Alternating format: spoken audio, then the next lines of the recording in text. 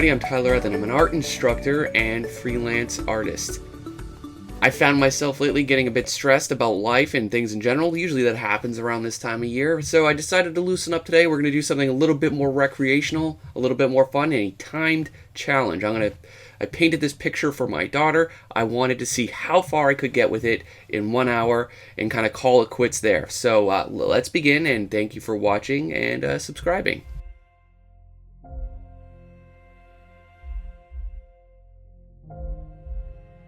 Alright, so of course this is time-lapsed. I'm going to have the real time actually displayed up there in the corner. I got probably an average canvas size here, probably about 2,000 pixels. If I go a lot larger and I start recording and have all the other apps open, I don't want to slow down the computer. And I just want to focus on making a fun idea.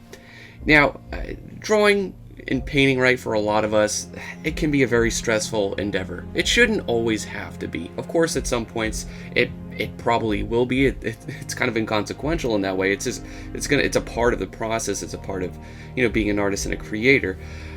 Like when we have to produce X amount of ideas for work, when we're trying to study, reach a certain milestone at a certain point in our life, or maybe make a quota, a daily or a weekly or monthly quota for how many pictures we make, how many paintings we're producing, right?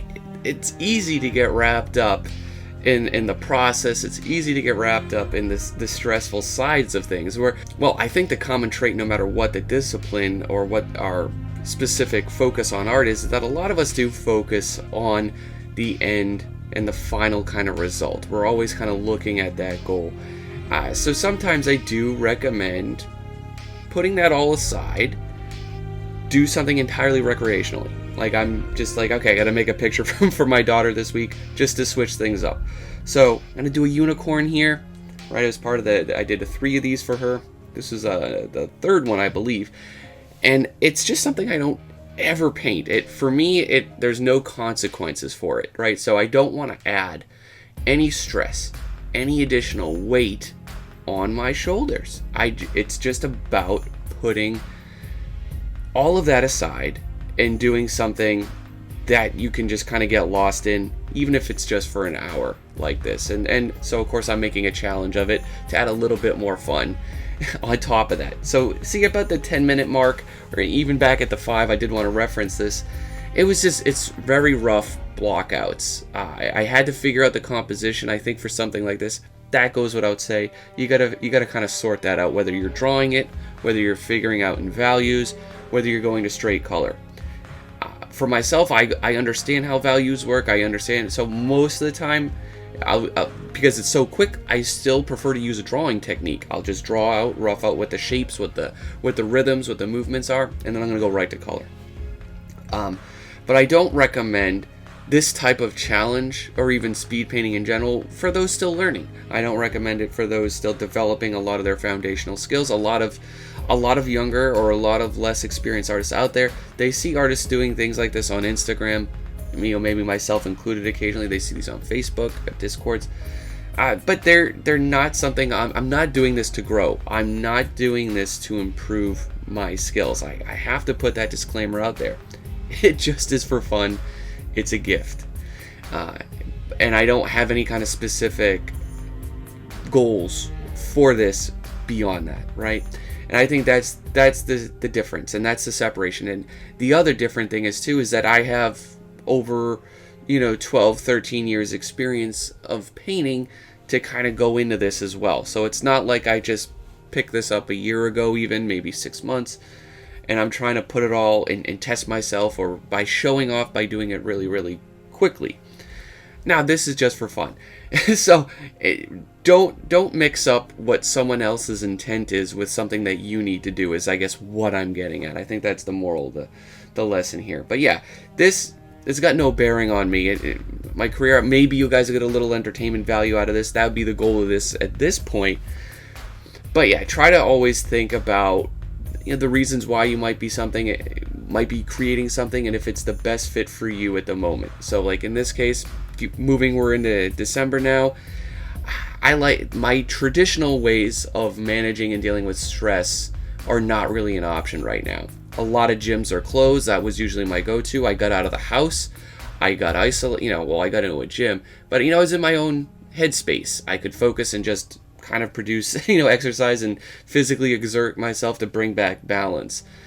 I can't do that now, even in my home gym. There's always my wife here, there's my kids screaming. I can't get alone in my own headspace when I need to. I can't go out for a walk because it's freaking cold outside right now.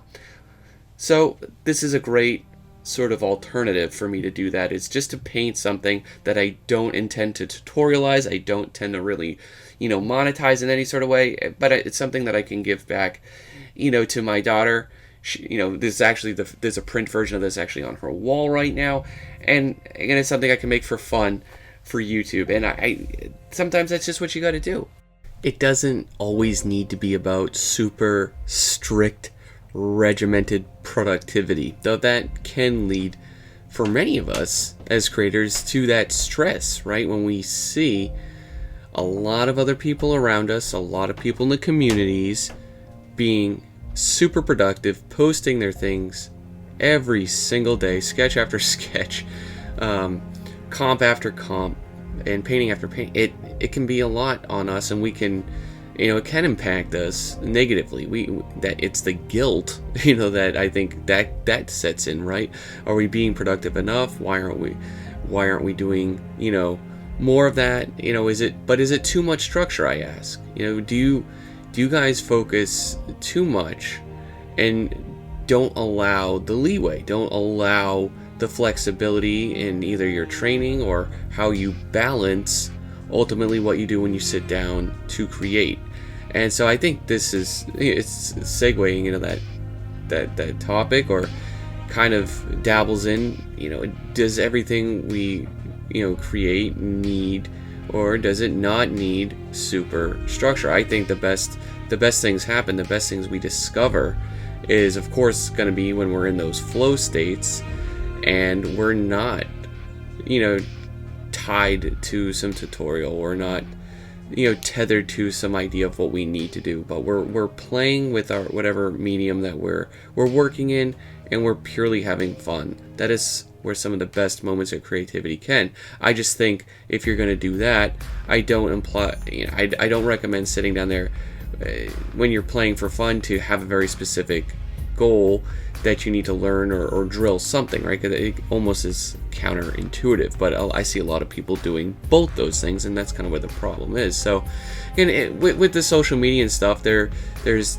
lately two types of people. There's everyone's taking these virtual classes. They're doing all kinds of new business startups. My friend Antonio is running great, and then there's people just producing, and they're determined not to waste any time whatsoever. Maybe they're even 18, 19, 20, and they're just drilling hardcore. And I think that's all great and everything, but I do say don't let these types of people entirely stress you out with that guilt. There's other people out there that are actually on the opposite side, right, that are having a lot of trouble focusing, and maybe they have other sort of depression and anxiety issues, but there's a lot of us, many of us are probably in between there. I know I am. I'm taking a couple classes a month, just buying online classes and tutorials and stuff. I'm trying to learn new things every week, on the 3D side of things, but it's not always about that. I make sure I'm hanging out with my family every day. I'm making sure I, play a little bit of Switch every day, and this is kind of what I learned, out of all that, and this is what helped me get out of that stress and very guilt-heavy sort of loop, is having very intense time slots that are extremely productive, extremely focused, and then also knowing when to shut the computer off, put the drawing and the painting tools down and away, and just enjoy life in some other capacity. It doesn't have to be so one-sided. And I think pretty much as creators, we do need both productivity and that idleness to remain sane. And it's also what also can be derivative of some of your best work. And this piece is just somewhere as a consequence of that, right? I'm gonna paint some unicorns just for fun. Just get some drifty, flowy, clouds going in, and kind of make it a gift. And so find whatever works best for you guys in that regard, and let me know if you guys have other techniques and other process that you utilize to kind of let go. I know some people, for example, they like to play the piano, or they like to learn the piano in their spare time and play classical music, right? It's very therapeutic. Some people like to do some kind of physical activity. That's kind of where I like to lean on. Or some people like to sculpt, that are more so traditionally like painters or somebody that's drawing like me. I hear sculpting is actually quite therapeutic, and it's of course very different technique and technical skill wise than this stuff. So yeah, you guys will have to let me know below on that what you find. I'm here just trying to help everybody out, and some of your comments can also help somebody else out if something I said doesn't align with them, and that's fine. But yeah, I just had to kind of wrap this up. I swapped out my placeholder unicorn in from like a stock horse one, and then I'm just kind of painting over it just to keep it up and save some time. But hope you guys all enjoyed this. Do of course take care. And so folks, over on my Patreon, I've been releasing a lot of real-time fundamental demonstrations going over various types of form, how to calculate shadows, how to render them. I've been giving demonstrations and lectures on the color and light side of things, working on form and shadow, form and local color. This week I'll be releasing the rendering form one, which again contains multiple demonstrations and exercise sheets. So guys, if you want to spend some time this holiday season catching up on some great lessons to improve maybe your weaker areas or some areas that you need a little bit of help with, this is the perfect place to go. Till next time guys, take care.